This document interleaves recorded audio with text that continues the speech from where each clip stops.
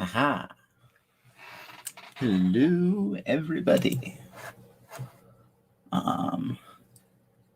Just a moment here.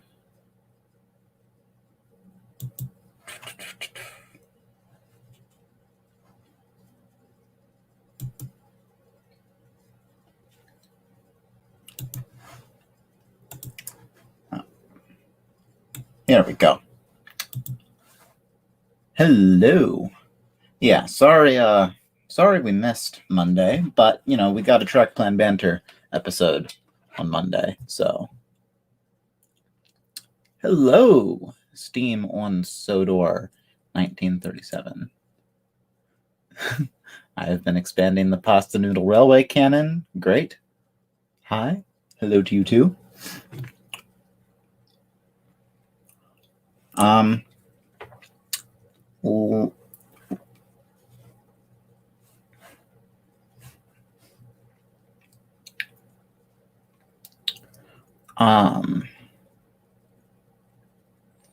All right. Lemmy should be coming on later, at least. We talked about it the other night. Anyway, he hasn't responded to my Skype, which, is the typical. I'm the instant replier. He's the at least give him 15 minutes replier, but we have it worked out. We have a system. So he'll probably be in later as soon as he sees the link. But or maybe he won't show up at all because something happened. I don't know. You never know. But the plan is for Lemmy to show up. So, but yeah. I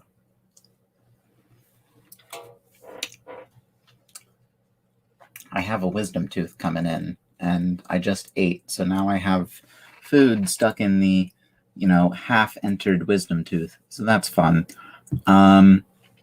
Okay, now let's...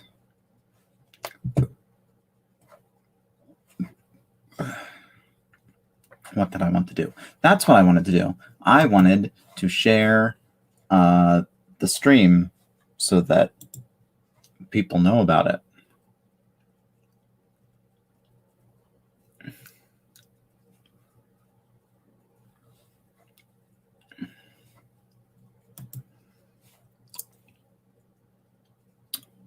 All right, so the general consensus for the continuation is that George has to gather up a team to take down God Sir Handel.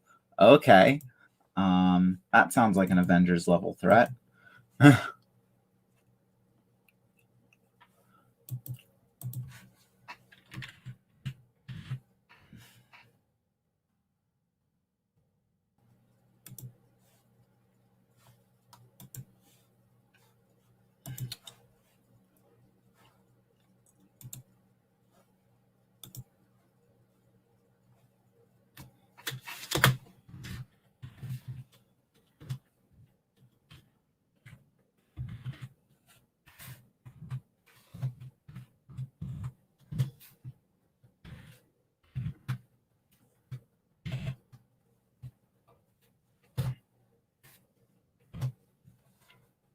That moment when you dramatically press the enter key and all it does is shift to the next line.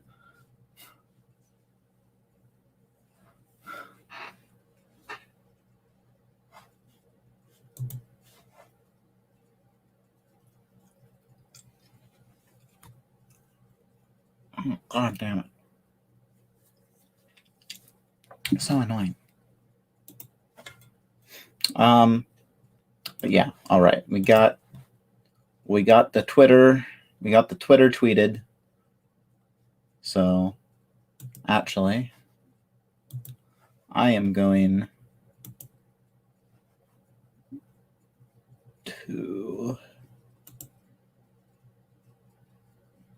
do a thing. I'm going to do a thingy thing.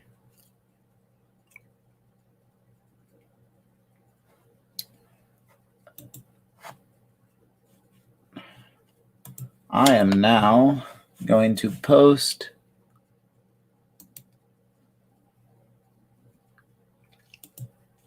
All right.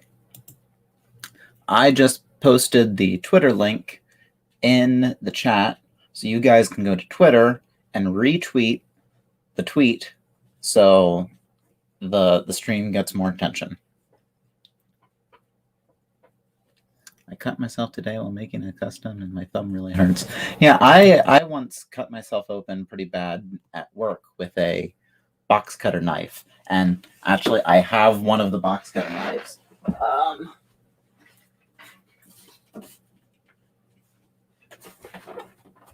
One of these things. And it's a safety box cutter, and I still managed to cut myself open with it. I don't think it was my thumb, though. It was this finger. It was this pointer finger, I think. Maybe. Yeah, I think so. But yeah.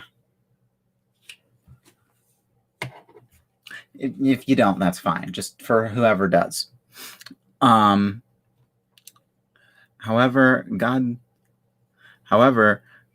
God Sir Handel has allies of his own, those being Duncan, who is gifted human arms and legs in order to win, and Nene, the Pasta Railways Bridge, and Mighty Mac, who, as we all know, is the strongest engine in the universe.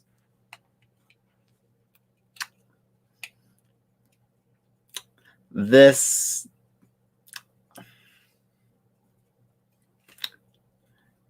After having watched WandaVision, all of a sudden there's no weird thing that phases me now.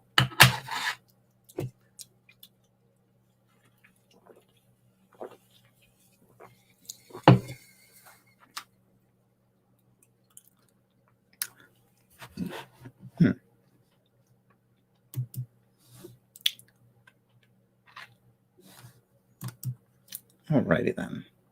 I guess.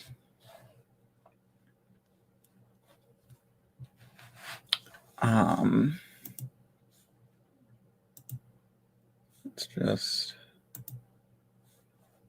All right.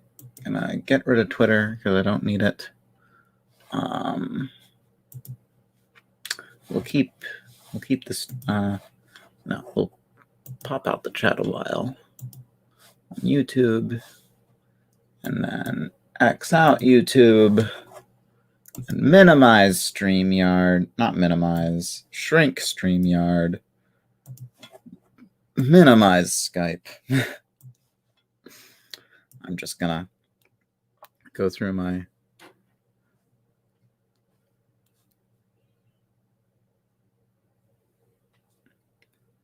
I haven't gotten to watch WandaVision yet due to binging The Muppet Show. Lol. All right, then we won't make any WandaVision references here. And given that I'm about to hop on, given that I don't know what I'm going to do yet. But yeah, I don't think that'll be a problem. Oh, I say hello. Yes, I do make customs.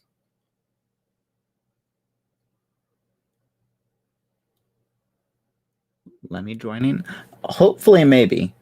But we do have to point out that Lemmy joining is not a Wednesday thing.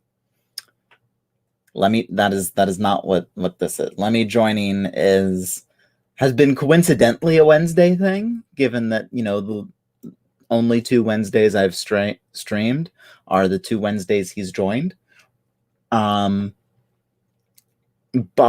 it's not a Wednesday thing. It's just, it's happened to happen this way.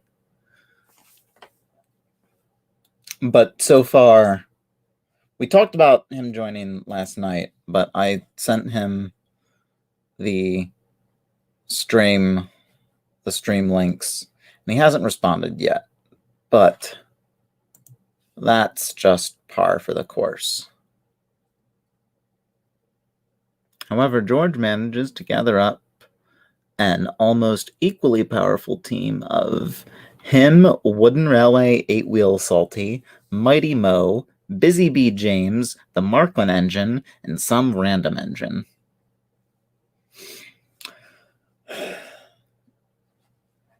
Okay.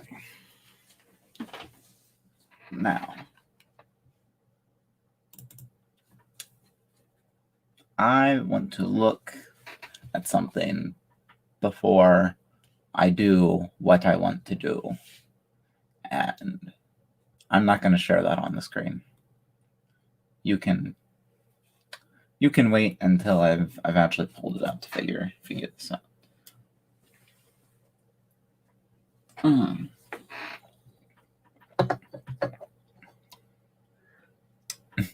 Oh yeah, and Soldier from TF2.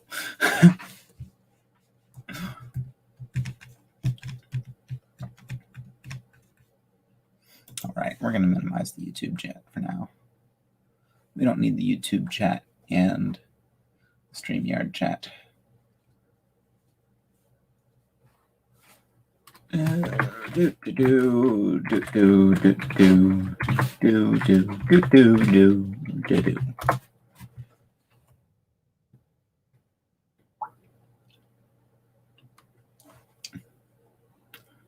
Oh.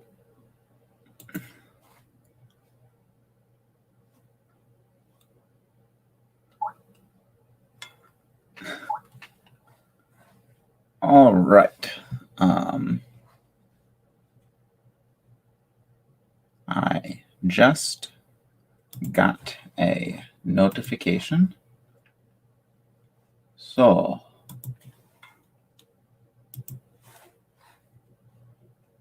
give me a second here. Give me a second here, peeps. Gotta check up on things.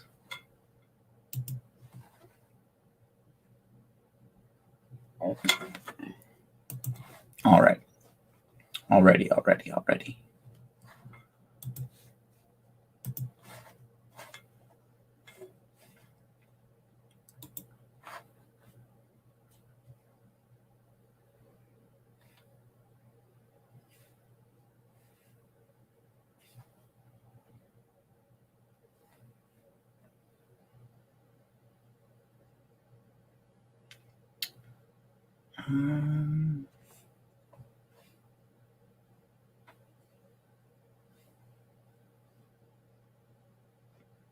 See, I want. Oh, what do I own from this?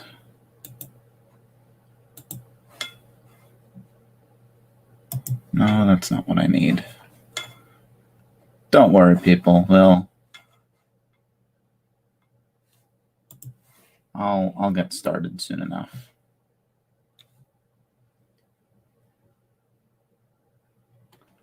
Will I do British trains today? I'm not sure if I'm going to do trains at all today. Possibly, but I might do trains. But if I do trains, it probably won't be British trains.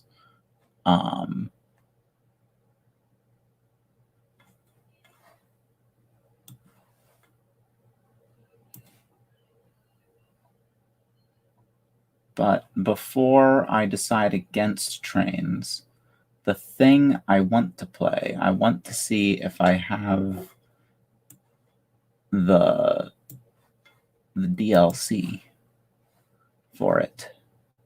The DLC that I want.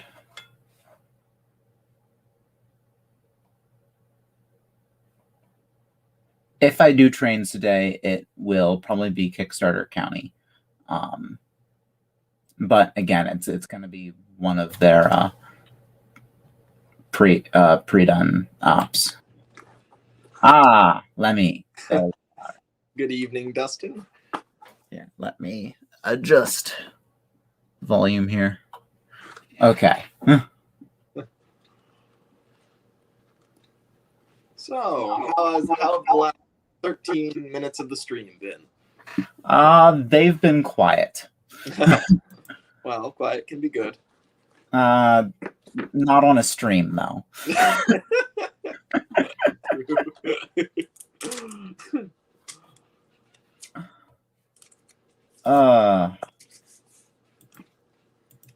So, how are things, Lemmy? Things are good. Things are quite good. I'm working on OJ, so that's neat.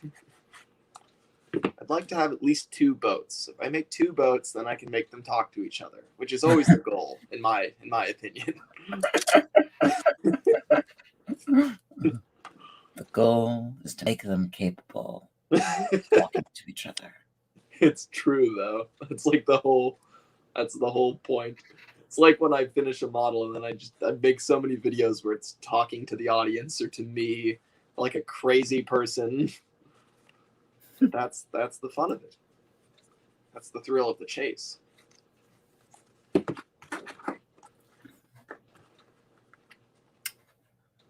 All right. I love how last time we talked about the CW for 2 hours, and then the rest of the stream there was well, none of it right was now fun. I'm looking and seeing what DLC I have for Lego Batman 3. Because I'll either You're just gonna totally become a DC channel. These streams are just gonna flip you. I mean, oh, let me there's the better view. There we go. Very good. I mean, I do love DC a lot. Yeah. I mean, these are kind of just the sit and hang streams. I don't want them to become any one thing. Right. So yeah, you just go with what you want to at any given moment. It's a lot more fun. But yeah, I don't know if I have. I want to be able to use the Arrowverse characters in Beyond Gotham, and I don't know if I have that. If I went ahead and got that DLC or not. I know that they have a lot of CW DLC in Lego DC Supervillains, which is the one that comes after that. And I only know that because my sister and I play that every night. But I can't remember what's in Lego Batman 3. I think there's some CW stuff. What CW stuff is in there? I think it's only the one Arrow DLC where they have Oliver and a few of the main cast of here, I'm pulling it up here. Interesting. It's interesting because I don't remember when that game came out, but I think it was before I really discovered the Arrowverse. Yeah. And it's interesting. Okay. So it's Oliver, it's Slade, Diggle, Felicity, Huntress, Malcolm Merlin, Roy Harper, and Sarah Lance. Interesting. Yeah, so that kind of dates it. So it's about season 2 era. Yeah. Which, is not necessarily a bad thing. Yeah, no, that could be a good thing. It's That's weird probably how one of the better seasons. It's weird how early Arrow started because I only found out about it in I want to say maybe 2018 or around there. That's the first time I actually started watching it. But I have comic books from 2012 or 2013 that have Arrow advertisements in them. Childhood comic books that are a huge deal to me that I don't even I just didn't pay attention to that. I saw the Arrow advertisement and I was like, yeah, I'll flip ahead and keep reading the story, right? But now I look back and I'm like, that's that show. That's so weird that it's that old. It just doesn't sync up in my mind because I was not watching it back then. The fact that I was a young teenager and I was seeing Arrow advertisements and had no clue is just so trippy. It's like a timeline alteration. Yeah, because looking at this, I think at least all of this DLC is dated as coming out in 2014, 2015. Mm-hmm. So that adds up. So yeah, and imagining it makes sense considering I'm kind of comparing it to what Lego DC Supervillains has, which that game has a much wider variety, but it still doesn't have everything represented, but it has multiple shows. So I guess based on I was watching the shows at the time that game came out, so I knew how much was available to Right. the public, and so the ratio there for what was out at that time and how much of it they actually made syncs up with what you're talking about. So that does make sense, even though there were other things they could have made. Yeah. And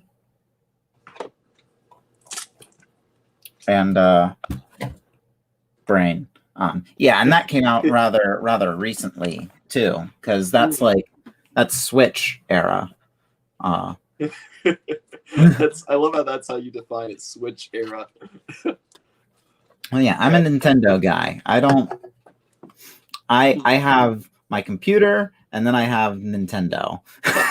I'm definitely an Xbox guy. Like I mean, I've played Nintendo stuff before. I had a GameCube and I think and a Wii, and but nothing past there. So, you know, I'm definitely Xbox is my main thing. All right. Let's see. Let me see.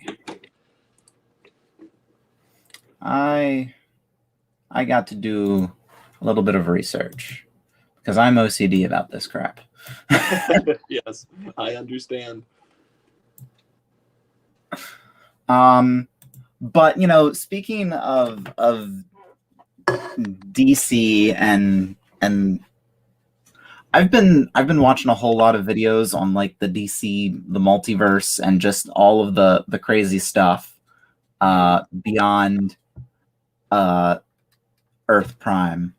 And I mean, for one, it's kind of crazy that practically Superman practically has a secret superpower, which is they've actually written his plot armor into a superpower, so it is no longer plot armor. How do they do that? I heard the one guy who I saw did a video on it. Was he basically called it the story of Superman, where it's in not just in the meta of the story, but in the in universe. Like the universe kind of revolves around Superman. Like you change the date that Superman lands in Smallville, all of reality alters itself around that. Oh my god. That's such a DC thing to do. But it's that whole like he's the symbol of hope, and hope is an actual superpower, basically. Right. So long as there is hope, you cannot defeat Superman. That's interesting. That's kind of awesome. That's such an extreme thing to do. My god. And it always makes me think about, so one, you know, I've told you about this, but for other people, on top of my Sudrian project, I've like thought about things for a multiverse story that spanned a whole bunch of different franchises, including the big ones being Marvel, DC, Transformers, Star Wars, Star Trek, and Doctor Who. Those are like the 6 big ones. Along with plenty of other. A better combination than that. That's like all the biggest ones. That's just great. Yeah. And of course there would be other things that go in there, but those are the ones that I like love the most. Those are my top 6. So, you know, and the kind of idea was to try and put as much of it on one Earth as possible, but have at least like 4 or 5 other universes to put things on.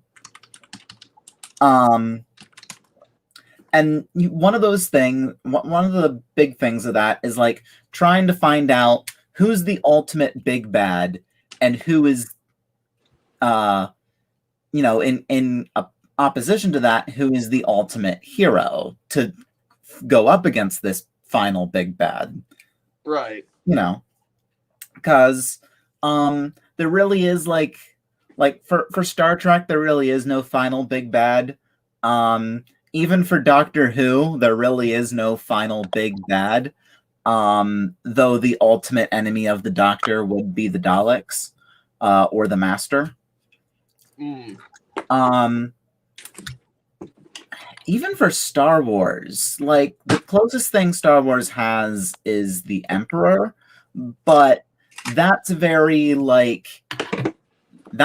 tame compared to every other franchise, which is weird because this is Star Wars. Like, it's interesting because like some franchises really structure themselves around like a major villain, and others like it's kind of, you may have a major villain for a given story or set of stories, but then they kind of pass on from that. Like, I feel like if you were to say this about Thomas, you'd probably immediately say Diesel 10, even if, you know, the whole show isn't geared around him, but he's undeniably like the biggest villain the show's ever had.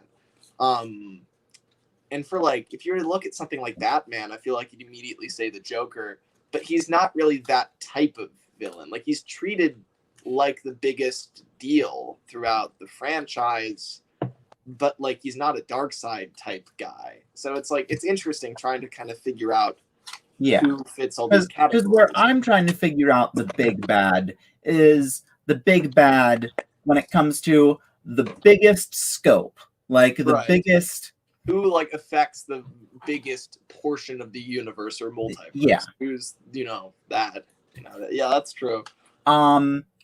So in that sense, like, once we get to like Marvel and DC, a lot of people will say that for Marvel, that Thanos is the ultimate big bad, because he is iconically like what, the Avengers build up to.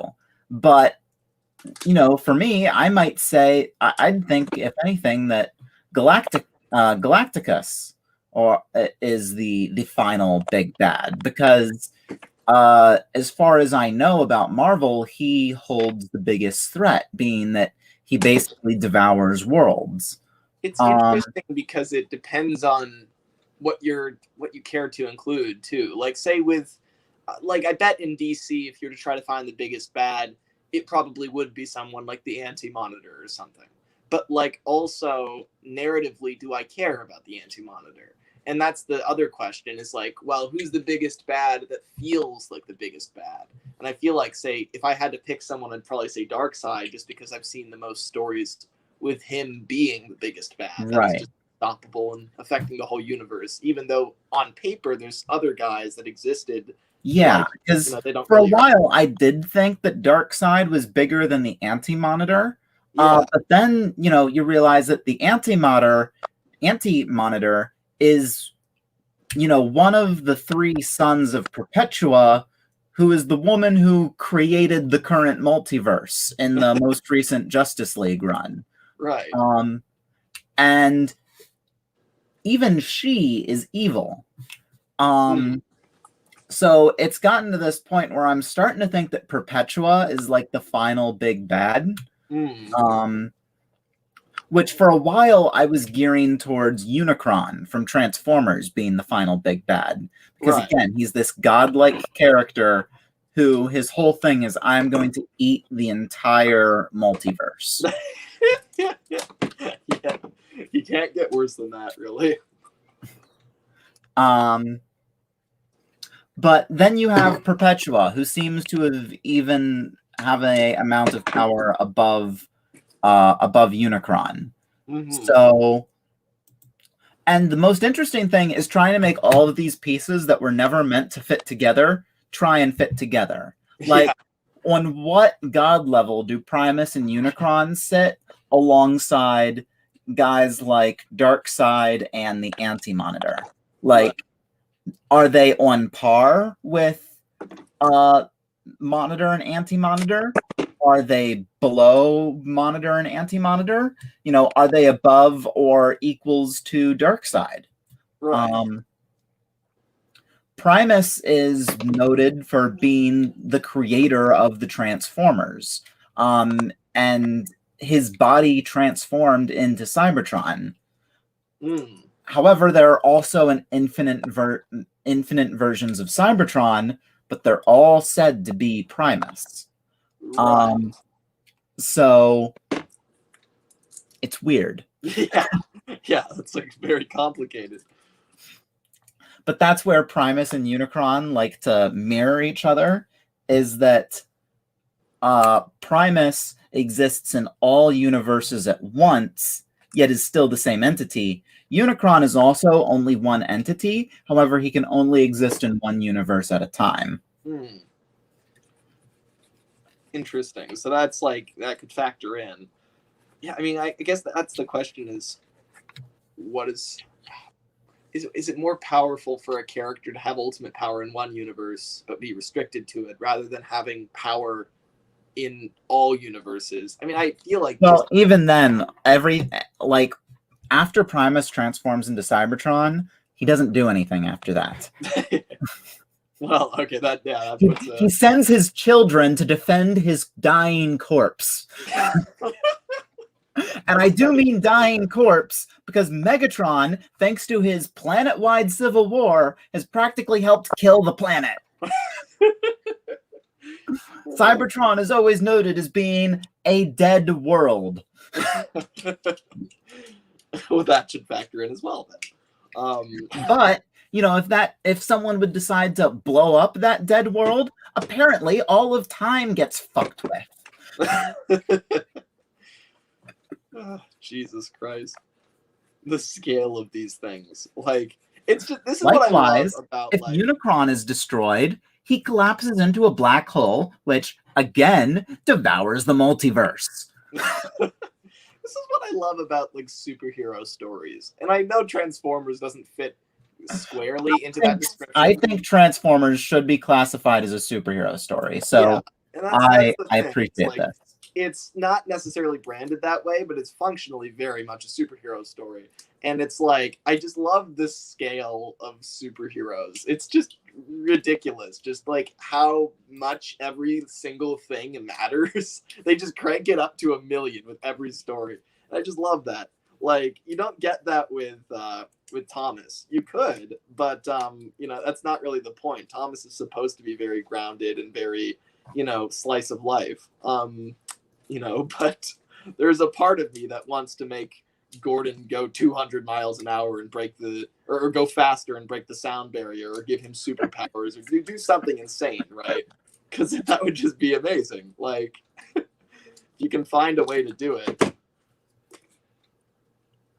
Thomas really, it's funny that the show has on several occasions it's tried to turn the engines into superheroes for a few episodes just to kind of see how that works. But it's weird because they like make James really fast or whatever. And it's like, well, that's not the way to do it. You've got a bunch of the equivalent superhero engines are like Gordon, the Flying Scotsman, Mallard, City of Truro. Those are like the Justice League of the Thomas world, so like do something with them. That would be amazing if they formed some coalition to fight dieselization or something. That would be badass. But they're never going to do that. That doesn't even occur to them. But if you're gonna mess with things, then go the superhero route, because that's really entertaining. You gotta love it. Mm-hmm. Mm-hmm. How's your research going? I think it's going well. Mm-hmm. You think? All right. Okay. All right.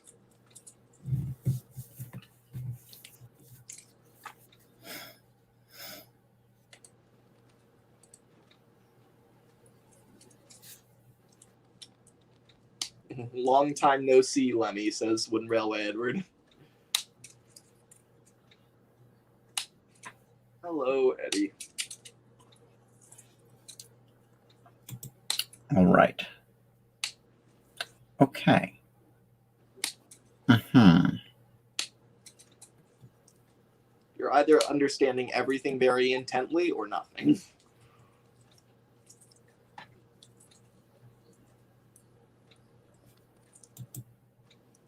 Okay.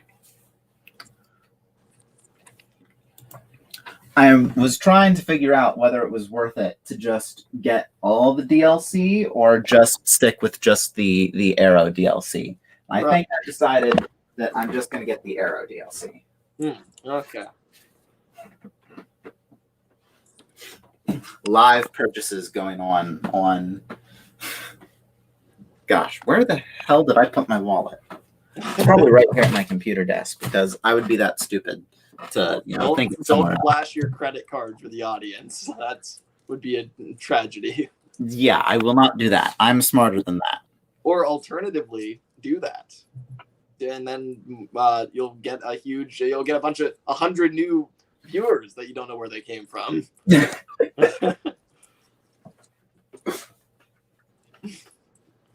Also have 100 new purchases on your credit card that you can't account for.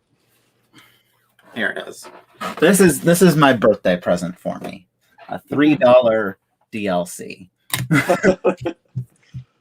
A present is a present. Today is a gift. That's why they call it the present. Aha. It says like purchase for myself or purchase as a gift. And it's like both.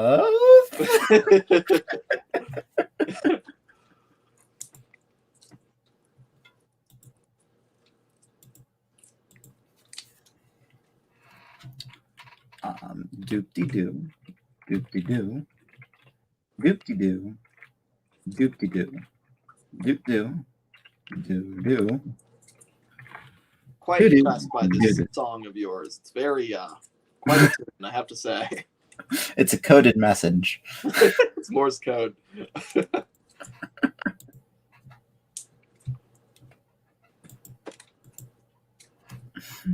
So I don't know if you saw, but earlier I put out a tweet informing people of the materials for my next Tugs tutorial stream, and I actually had to ask people to buy something for the first time, which is weird. I don't like that. I don't like telling people hey, go spend $3 on the thing that I'm doing. It's their cash is riding on my advice.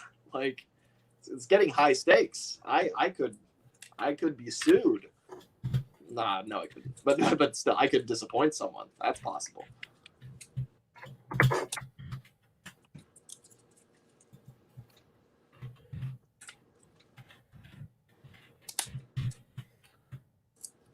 For a moment, I was just completely blanking, and I couldn't remember my own street name.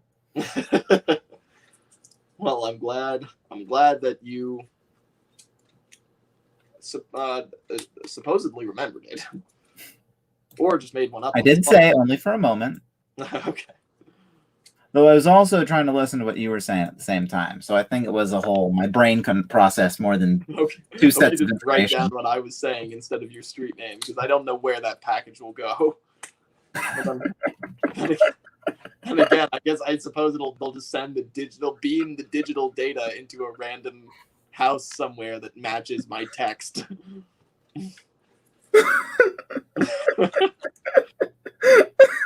That would be bizarre, but it could be done.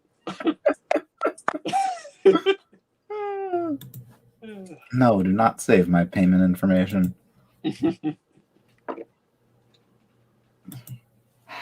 Since when do you need a phone number?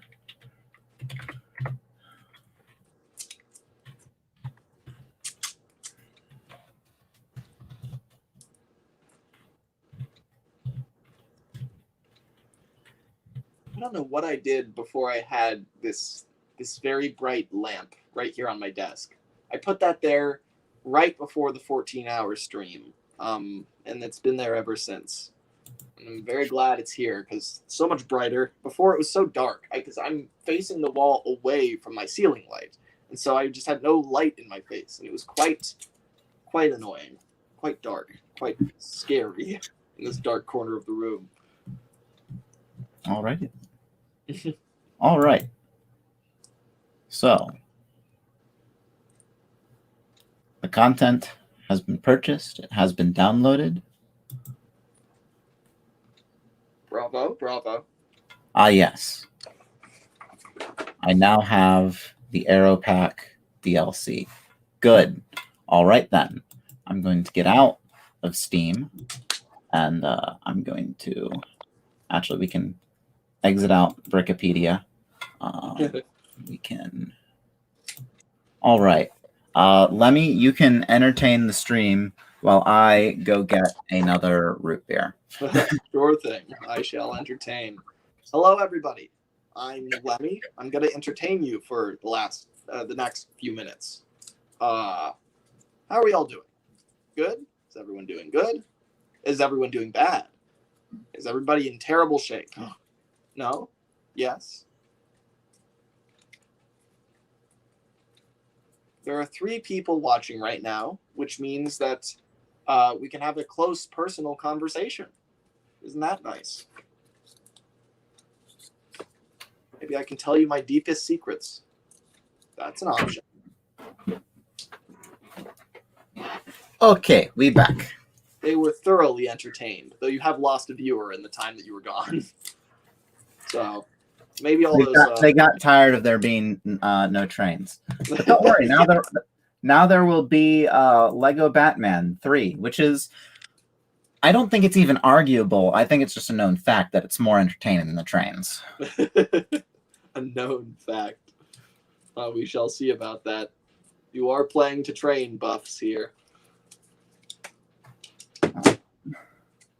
There's a bunch of rampant Lego Batman fans out there somewhere who just desperately wish they knew of the existence of this stream. But they don't.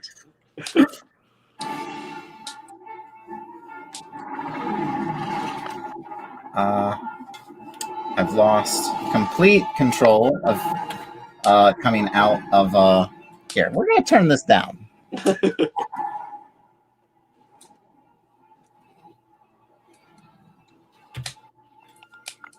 I should probably find my remote control to plug into the computer. Or maybe I can just, not be a wimp and just use mouse and keyboard. I didn't realize that you could. So hold on. So how are you playing the game right now? On what? I don't remember how to skip. Here we go. So are you playing Lego Batman 3 on your computer?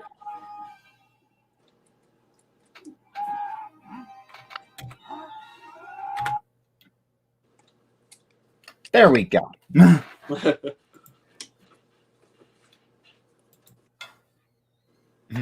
So sorry, what were you saying, Lemmy? Are you playing Lego Batman 3 on your computer? Yes. I didn't realize there was a PC version. That's kind of shocking to me. I gotta be honest. All right, now I gotta figure out how to keep your volume up, get the game volume down, and balance the moon on my nose. That pretty much defines the complication of every single stream. Okay, let's.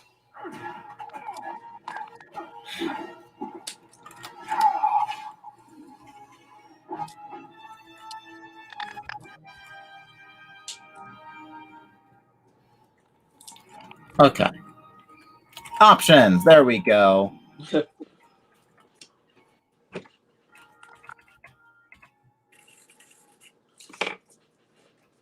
There we go.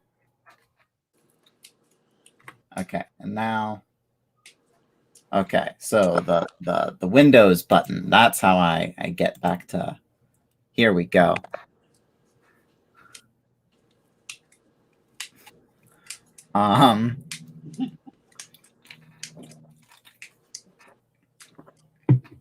Okay. Sharing screen. In 3, 2, 1. What the heck? I don't know. I was just gambling on the idea that it would sync up. I gambled wrong. All right. I'm hoping. There we go. I see it. Yeah. Okay, now tell me. Has Batman... Yes, I see it quite clearly. Okay. All right, because I was gonna just pick the application window, but Batman was not an option under the application window. Weird. I just had to share my entire screen. Yeah. All right, this is going to take some getting used to because I'm used to plugging a controller in and then leaning back and playing Batman as if I'm a lazy person, which is a very hypocritical statement. I'm Batman. We can all be Batman for a time when we play Lego Batman 3 Beyond Gotham. Have the true Batman experience.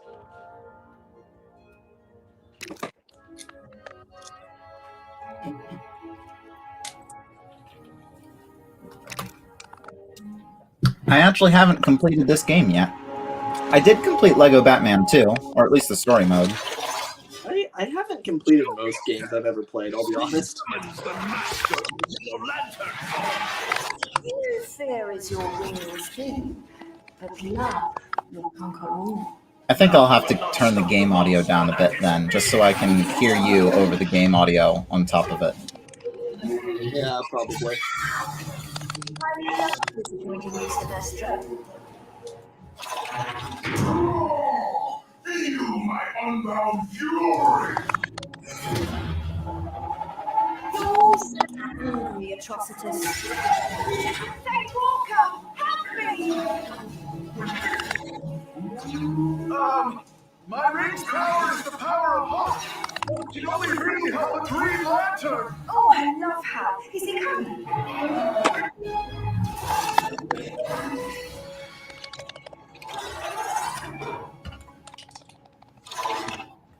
We now have you outmatched.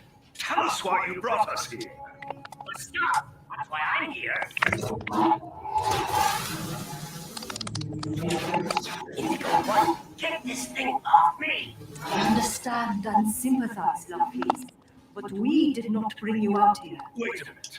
If none of us are responsible for bringing us out here, then who is? That would be me.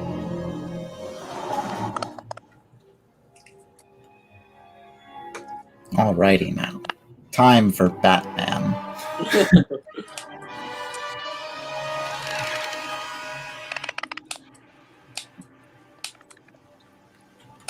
Just an average night in Gotham, crawling around the sewers. Crawling around the sewers. To be fair, he's not crawling, okay? You sure Killer Croc went this way, Batman? He broke into the city records office just back that way. And then he had lunch right here. I miss the voice actors from this. In Lego DC Supervillains, they had like an all-star cast for some reason, and I honestly prefer the old ones. All right, here we go. Let's.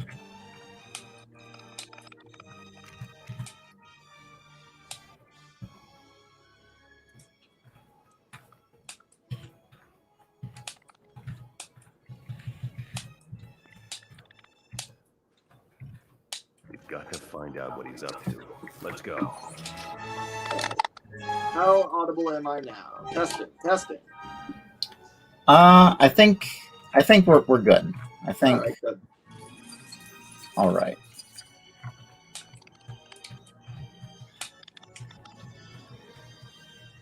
This is so nostalgic for me.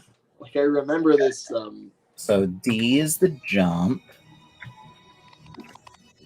Oh, A is the batarang.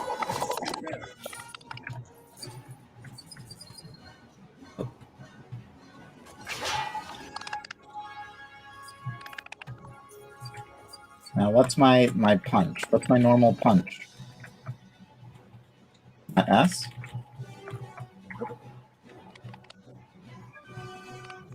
Don't tell me that. No, it's not that. Okay, good. Okay, A. Hey, Batman, it's me, Batman. Shut up. I forgot that this guy plagues this game. Long enough to help you out. Oh, this is gonna be so great. Who's just like Alfred had his role in like Lego Batman 2, and that was a lot better.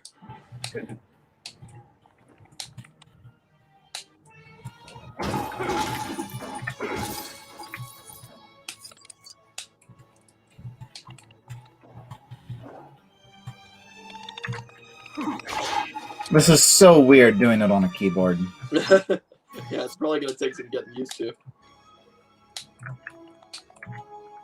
So I will say I can't look at the chat while doing this. So I'm keeping an eye on it, and there are not. Let's see. Malembeek says, I remember Malembeek from the other day. They say, was that the 1989 Batman theme I heard?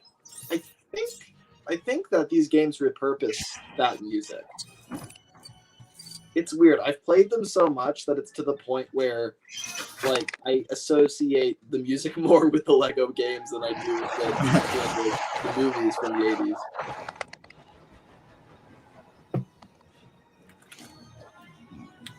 yeah, I mean, I just consider this the Batman theme. Yeah, honestly, like it's just kind of, it's not too far in any one direction. Like I was talking about this with my sister the other day. It's like all the different Batman shows, they would kind of have their own spins on Batman, and then you got like Batman the Animated Series and like the 80s movies, which just have the music doesn't really have its own distinct identity. It just feels like standard Batman, which is weird because like they kind of defined standard Batman, but like it feels like almost like they're not doing anything crazy with it, just because like yeah, this is just what Batman music sounds like. It's just, you know, dramatic and also gloomy, and also, you know, has all those qualities that just kind of make it Batman music.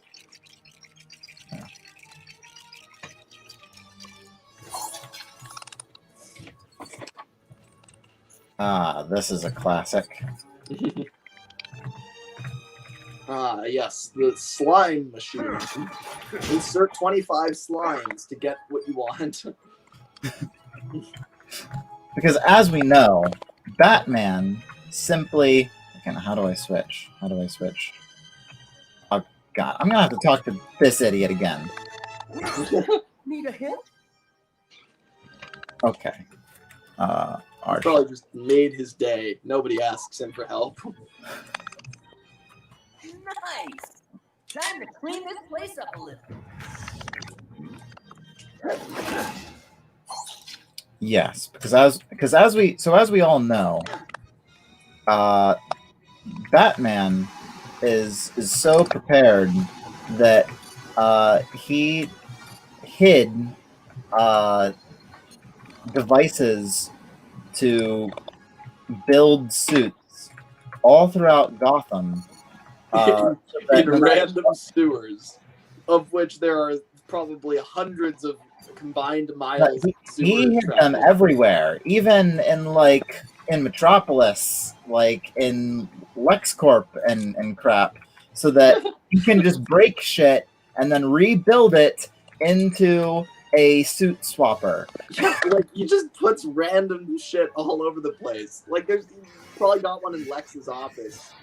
You can't tell me that there hasn't been some point where Lex was just trying to fill out some paperwork, and then he like tripped over something and found like some hidden hatch in the wall, and it's like, what the hell is this? A bat suit? You know, What is Batman here?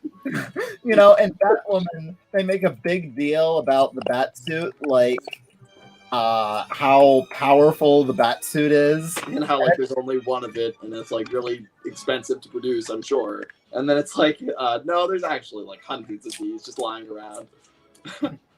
but also just like the whole they make it that, like they practically make it that like whoever has the bat suit practically is unstoppable.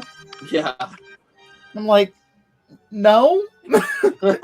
Yeah, I really like how Batman the Animated Series handles this, where they kind of treat it just like a cloth suit.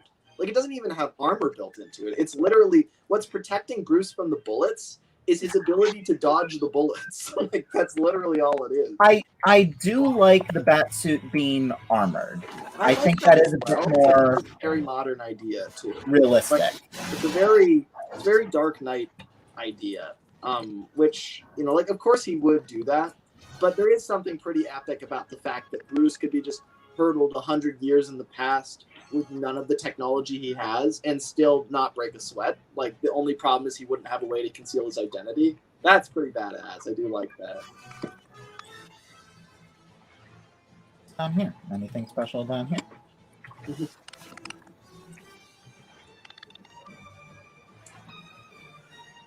Yeah, you just jump right into that sewer water without any hesitation. Well, I'm also wearing a hazard suit.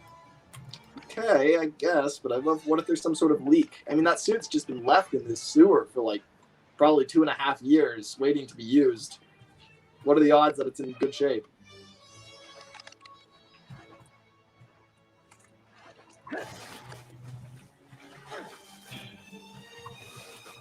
Oh, this is probably, there we go. I'm making paddle wheels for OJ right now, and I just put them together, and they're actually a lot cooler than I expected them to be. So that's neat. We're both having success right now. Just break the shit, Robin. Just break it up. Don't shoot Batman. He'll kick your ass. Robin's taking out his teen angst on all this random junk.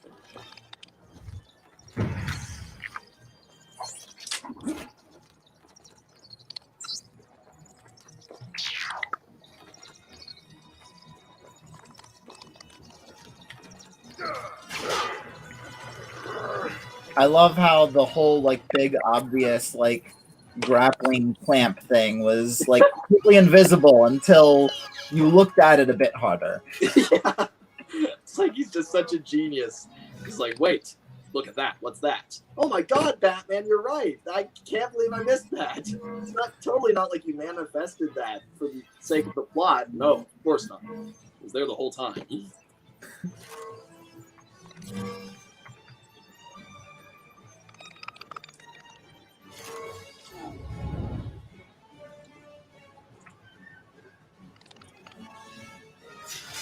Hey, you did it. You sound surprised. I love Bruce's voice in this. It's just so perfect for Batman. It is the second most perfect Batman voice you can get. Yeah. Kevin Conroy's definitely the best. But there's a part of me too that, like, you know, this game, like, Kevin Conroy is kind of untouchable. Like, he's, you know, like, everybody thinks he's the best. Whereas, like, fewer people, still a lot, but fewer people are aware of these games. And I honestly have a stronger emotional connection to these because I played them with my sister for so long. So if I were to say my favorite Batman voice actor, Kevin Conroy's, like, best, I would say, in terms of being close to the character. But this one's probably my favorite to listen to just because of what I associate it with. So it's interesting. Like, Right. you know, they both have a lot of value to me. Yeah, and they're both extremely close too. So Yeah, they're both going for, like, the exact same type of thing.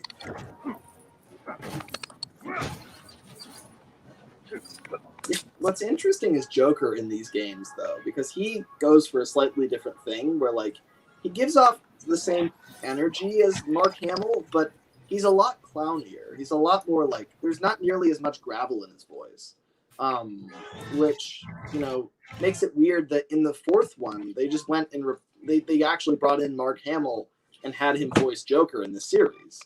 And it's like, well, that's, like, it's kind of what's the word?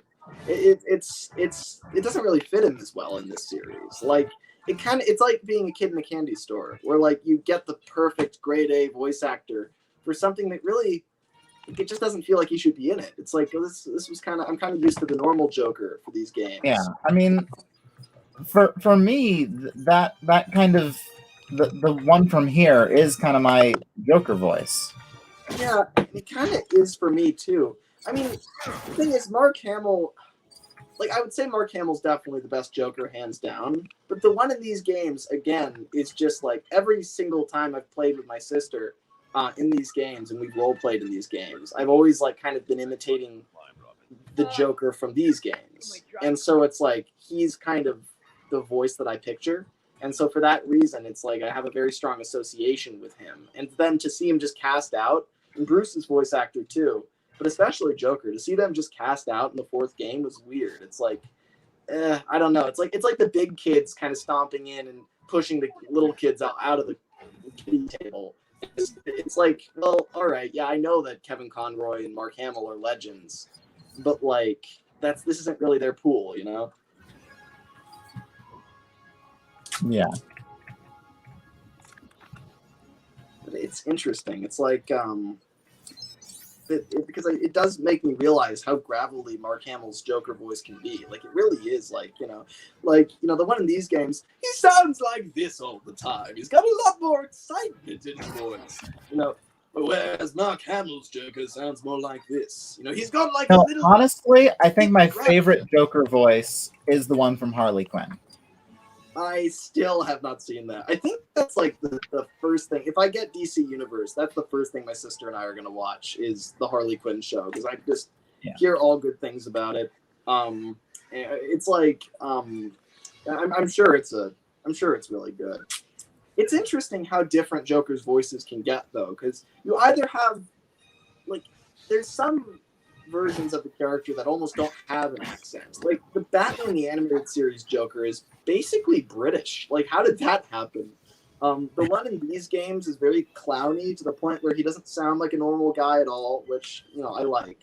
But then you've also got like in Under the Red Hood, he doesn't sound anything like you usually hear him, but it also still works for him.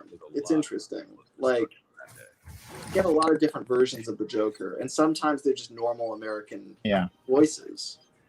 And actually, so like the Jared Leto Joker from Suicide Squad, like they've released pictures of him for apparently he actually has a role in the Snyder Cut Justice League movie, and he looks a whole lot more like the Joker now without like all of the tatted up, blinged out crap that Suicide Joker was. Remind me, what's the Snyder Cut all about?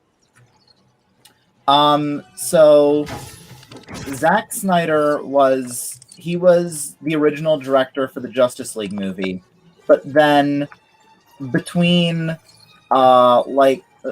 between I think it was his daughter died. Oh. And then also there was creative arguments between him and the studio.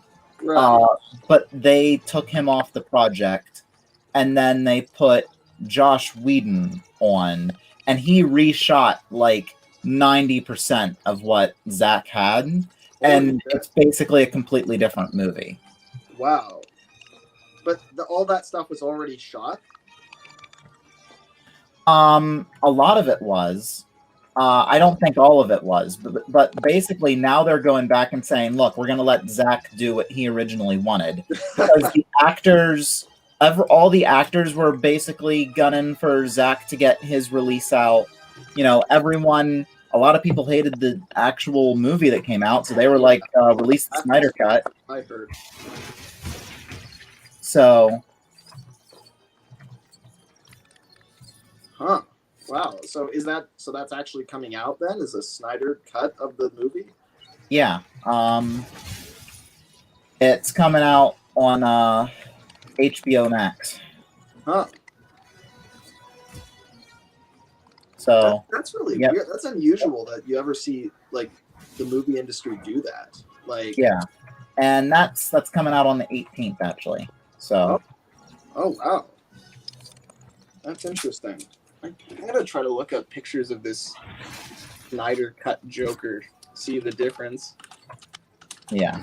I wouldn't say he's necessarily, the best Joker or a great Joker, but I think it's a step in the right direction compared to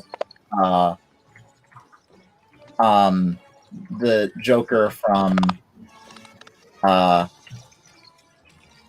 Suicide Squad.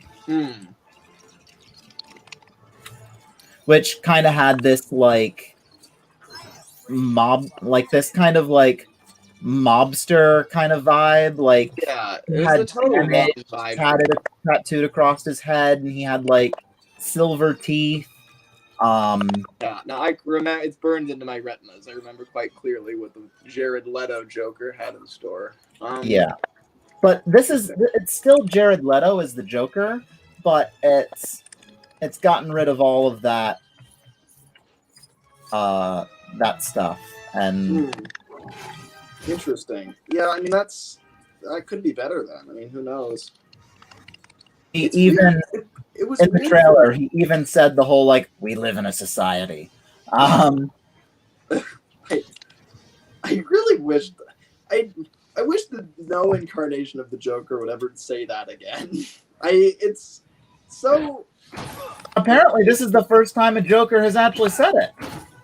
yeah, but a lot of meme Jokers have. And it's just it's so it's just so gross how so many people like look up to the Joker. Because like I feel like now that a main Joker has finally said it, it might finally stop. yeah, that's possible. Like now the meme can finally die. Yeah. It's interesting because I was having a thought about the Joker the other day. I think I thought,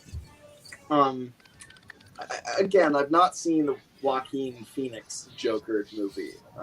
That's how you say his name. I don't, I don't know. I know enough about that, I think, to know what it's all about, but I haven't seen it.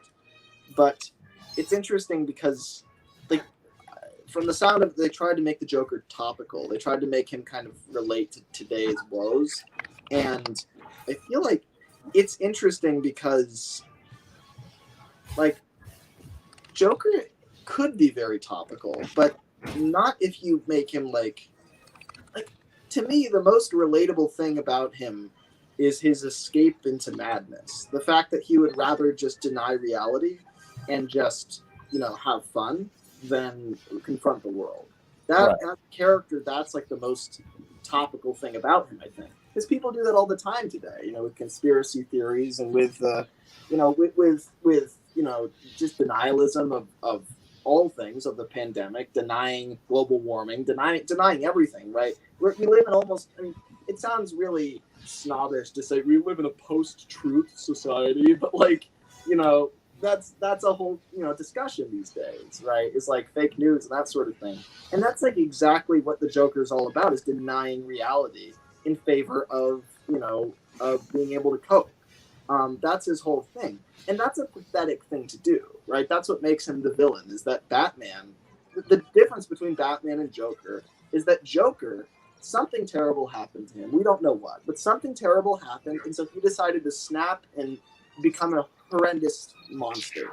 And when Bruce, we know what happened to Bruce. His parents were shot in front of him in an alleyway. He lost everything in a single second, right? So that's devastating to him. But what makes him such an amazing hero is that when that happened, he decided to confront reality head on and do something about it. He decided to accept the fact that he had endured tragedy and use it as a fuel to make the world a better place. Whereas Joker just snapped because he's weak. And so he just had to kind of ignore whatever had happened to him, push it away, forget his own identity, and become something else.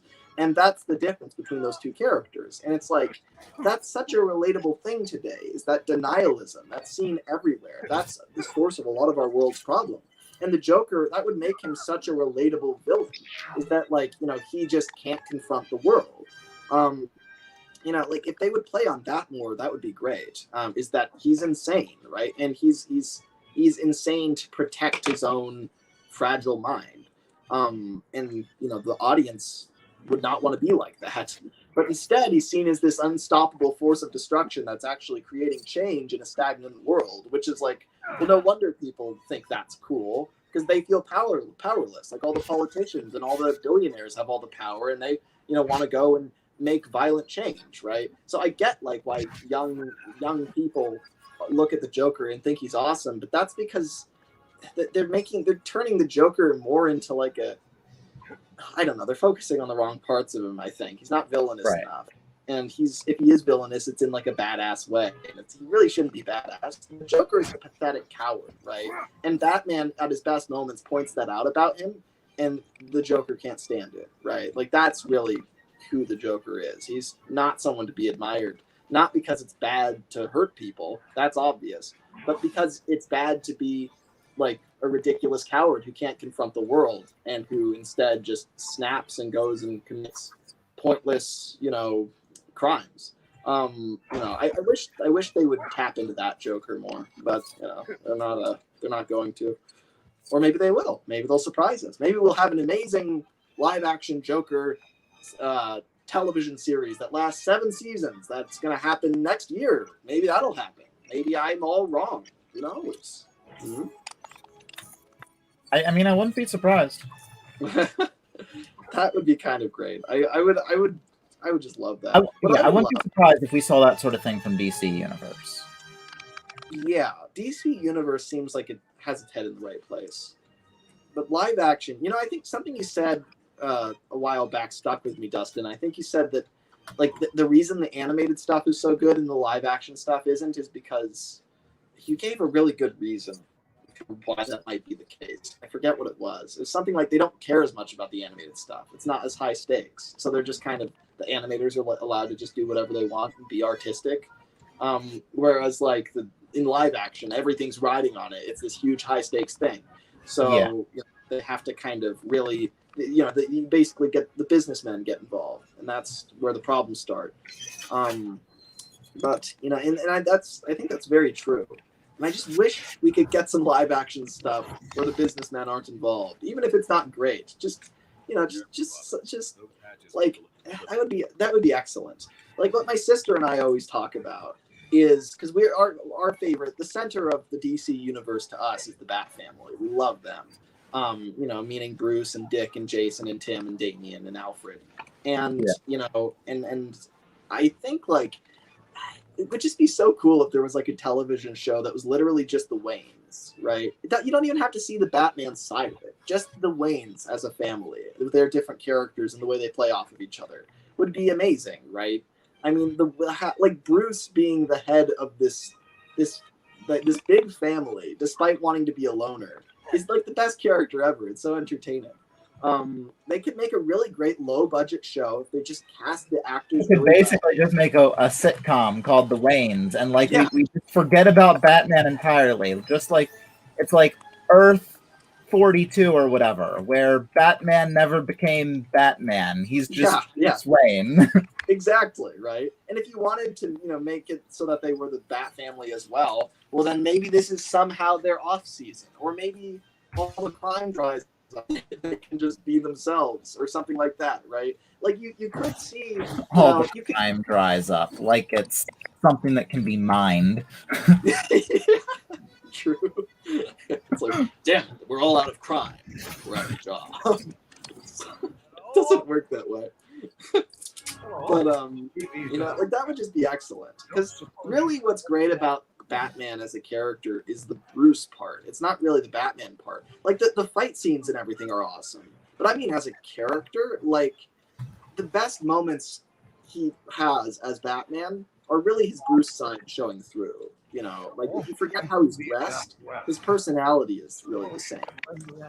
And that's I think you could totally capture that in a low budget environment, with a show about them as the Waynes. And it'd be really entertaining too, because I almost feel like the Waynes are a Kardashians type family in their universe, where like they're in the news constantly. They're like the royal family of Gotham, right?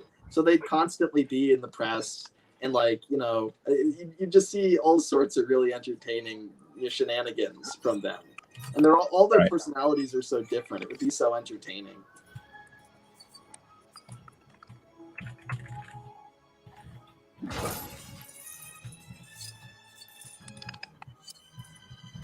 Yeah.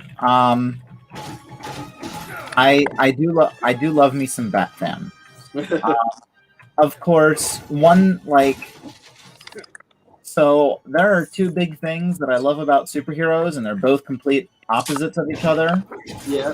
And one of them is definitely like these ordinary people that are turned into extraordinary people that are put in extraordinary situations, but still have to deal with ordinary people problems. you know. Right.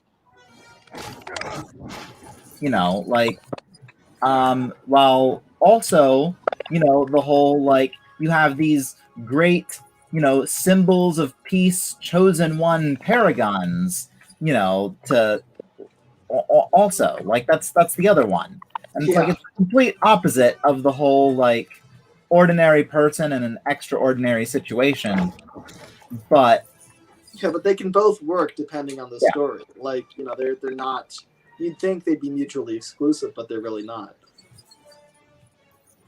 and I think the Bat fan definitely exemplifies the former of those two, while Superman exemplifies he exemplifies both of them very well.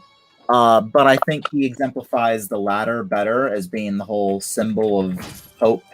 He does, but also it's the scope of the story. Because, like, if you look Yeah. at the Waynes compared to other superheroes, you'd say, yeah, they're kind of slice of life people because they're just normal humans. But if you look at them in Gotham, say the scope of the show were in Gotham and not beyond Gotham, like you're playing right now, then, you know, it would be like all of a sudden they are quite extraordinary. They are kind of paragonish because Yeah, they're definitely. Wayne family. You know, compared to all the other politicians and bureaucrats and everything in the city, they're like a really big deal.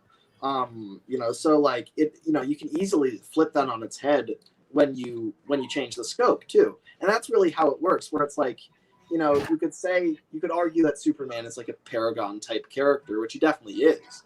But also, you could flip it the other way and say, well, he was also raised in Kansas by ordinary people. And so, like, you get both sides of that, which is why he's so enjoyable. Yeah. You So I know, think otherwise- Superman's big advantage is he gets that at every scope.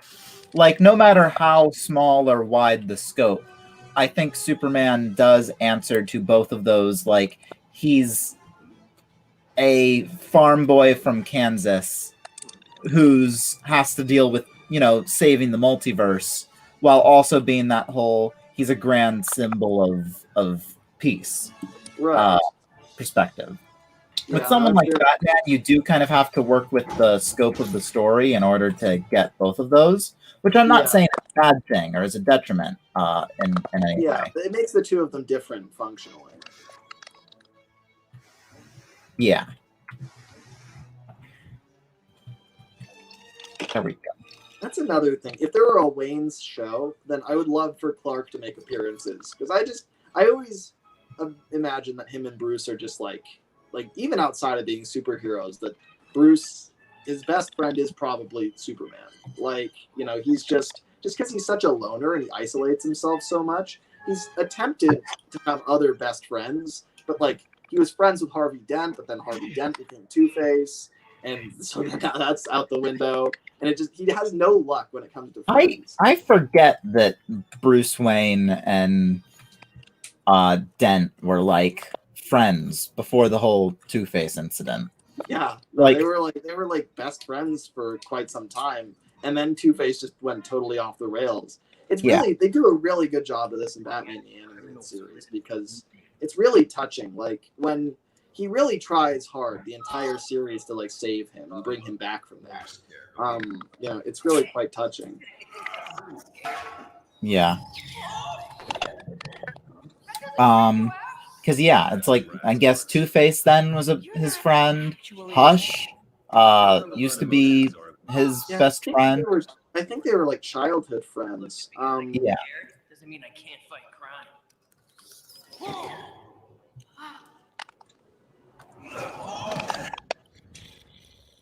Looking for me.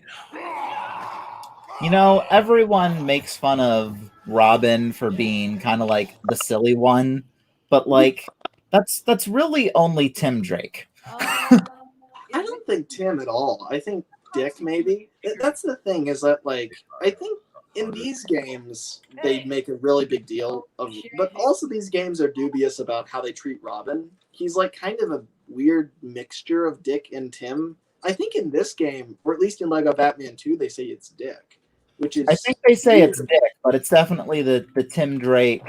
I think it's the Tim Drake personality and the Tim Drake outfit. Yeah, I don't think personality. Because Tim's defining characteristic as being the really smart Robin. That's like really what his main thing is. Dick's main personality trait, I guess, is being kind of the goody two shoes Robin. He's kind of the one who he was very good natured and very like he's the one that all the others try to measure up to. Then Jason's the bad boy who just kind of went off the rails, and once he was killed, then he came back to life, and then now he's like kind of refuses to live by Batman's code, but also he's still kind of tight with the family. It's like a kind of back and forth.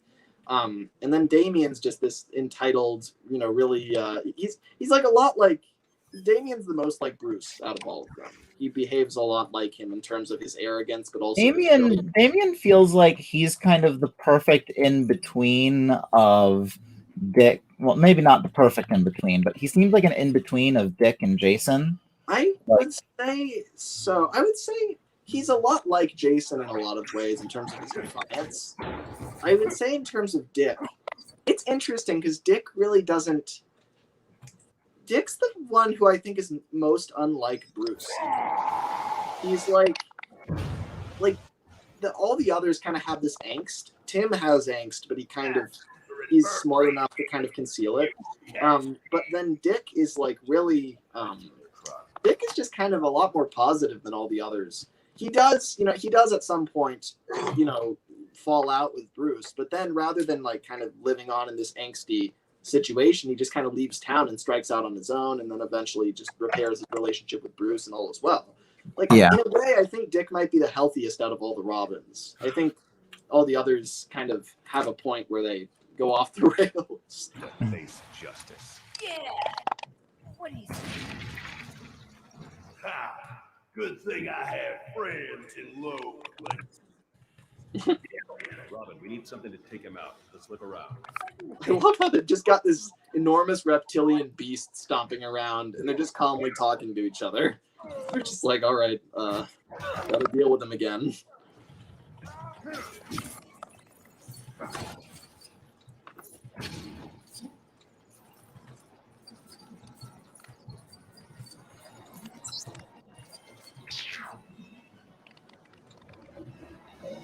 All right.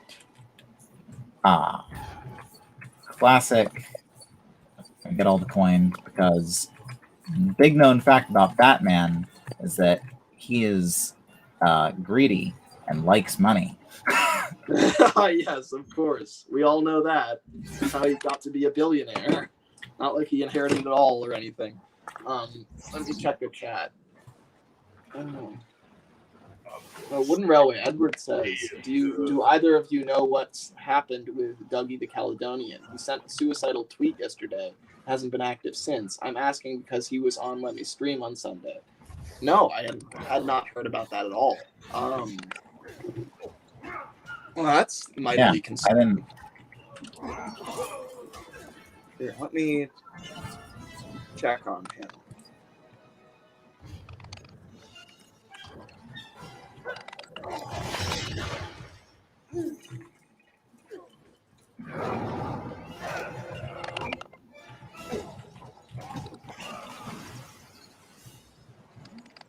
Batman's getting his ass kicked.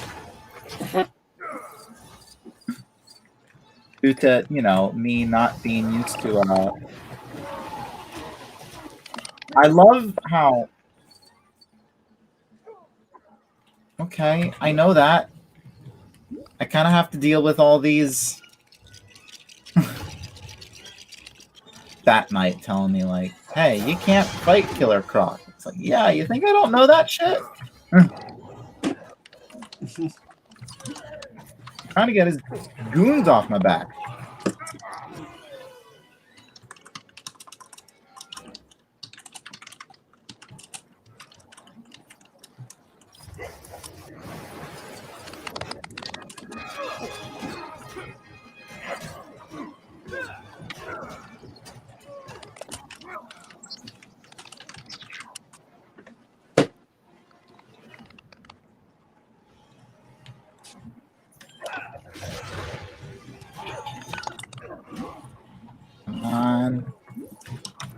This is why I can't do playthroughs, is that I just like get sucked into the game and then I can't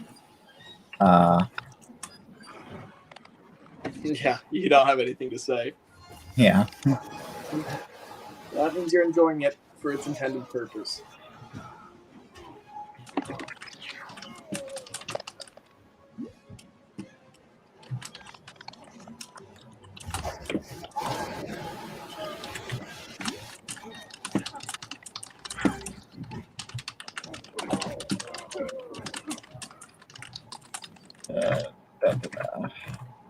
Okay.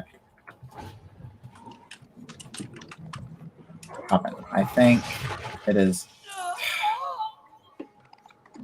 fucking Robin.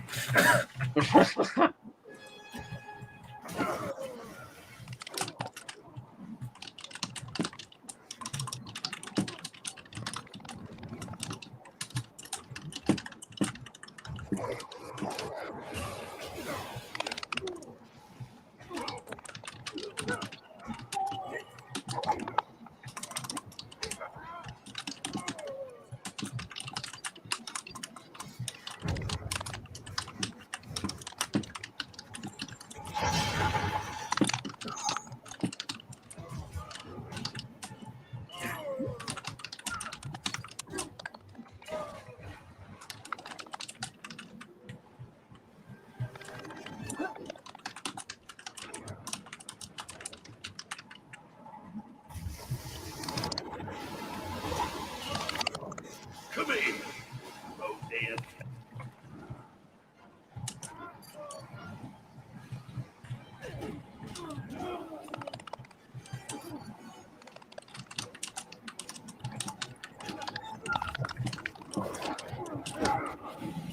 All right. God, I'm not liking this whole playing with mouse and just keyboard thing. It's too disorienting. All these goons are annoying. I'm sure you'll just need a little bit more practice, and then you'll be a master at it. So I think I'm gonna have to go in a couple minutes here, Dustin, for dinner. All right. Well then, we'll at least take care of Killer Croc here, and then here we go. Now we can finally kill this motherfucker. Well, I don't think you're supposed to be killing him, Dustin. I Breaking some think a rules. bad Batman.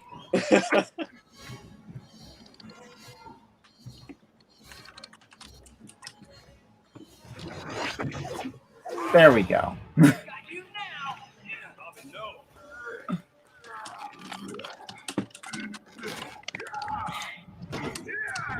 God damn it.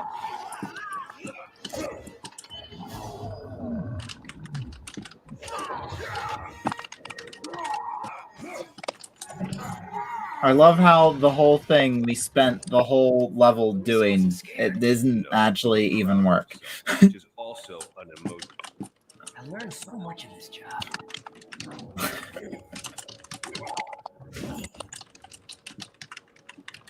I got the sewer maps.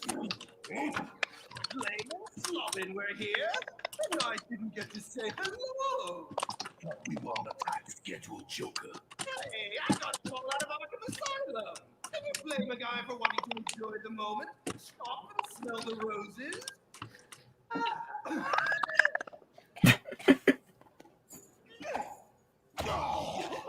Something down here stinks. I think she was talking about the The sewer. big pigs are so much bigger than the other characters.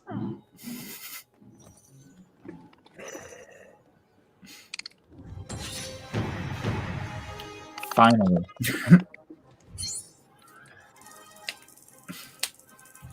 I guess it's better than playing the first level of Batman 2 for the 50th time in a row.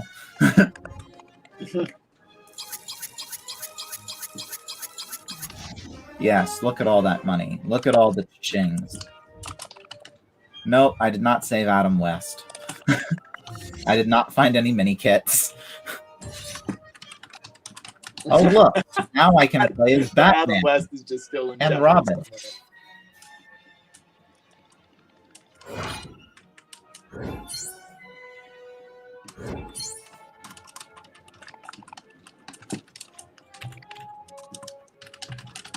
All right.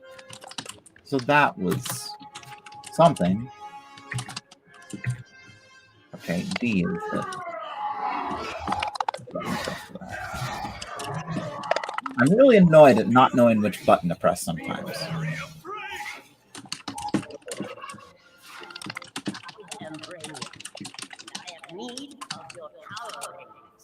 Darling, we'd love to help, but it's not going to happen. We must all work together. Hopefully, Green Lantern will show up so I can use my ring. It is useless to resist Brainiac. I don't know where my control is, so it's probably in Wyatt's room. Oh boy. Always Wyatt. He's always the culprit. Now to the planet Earth for the one color left to acquire. I feel like Brainiac's voice is the one that I don't like here. I feel like it should sound something like I know. I never liked it either. Like in the animated shows, he's always been like he's had a voice something like this, much deeper and that sort of thing. But I could just use my ring and fly up to the watchtower. You don't get in? I'm gonna tell everyone Green Lantern is yellow.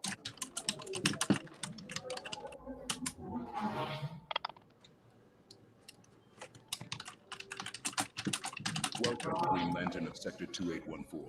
Did you have a nice trip? Oh, yeah, sure. Martin Manhunter? No problem. Oh, I prefer to fly.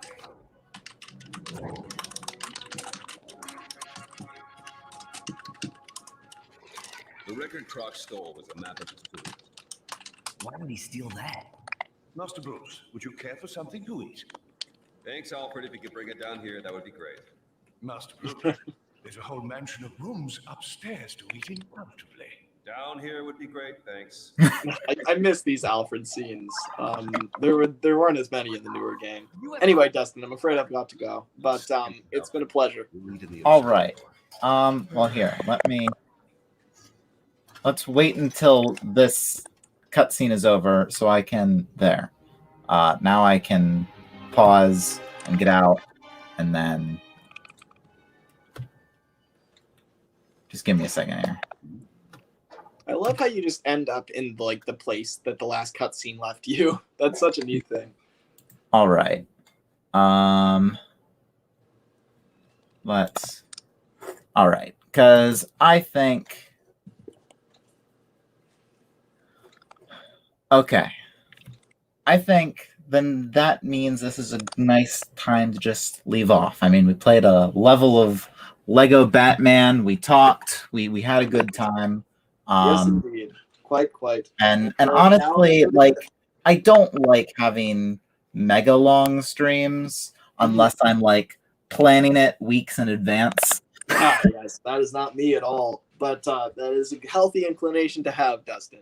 You don't want to take too long. You know, except for that one time where I'm like, yeah, I got to set my sleep schedule right. But with the exception of that, I would think it'd be the same thing for me, because that's why I did the 14-hour stream, was to fix my schedule.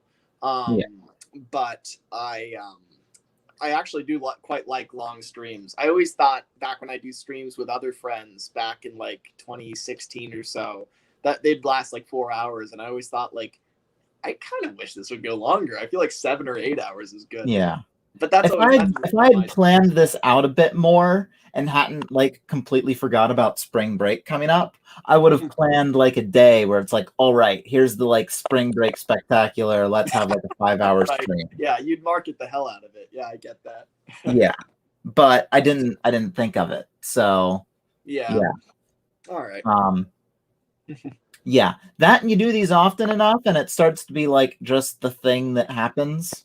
Yeah. So I'm trying to And not make apparently myself if I'm so on a sick of it. Wednesday- If I'm on a Wednesday stream more than twice, then that becomes my new tradition.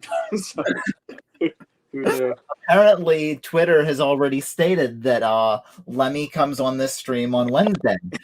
Twitter. Yes, the official company, Twitter, has stated this. But yeah, anyway, so I gotta go, but it's been fun. All right. Yeah. So, all right, everybody. See ya next Monday, probably most likely, unless something terrible happens, like homework. Yeah. But thanks for tuning in. I know for the most of this stream, I was just looking at a computer screen before we actually started what we were doing. But hey, sometimes that's just the gig. So, indeed it is. So no shame in that. all right. Thanks for tuning in, everyone. See you, everybody. See you, everybody.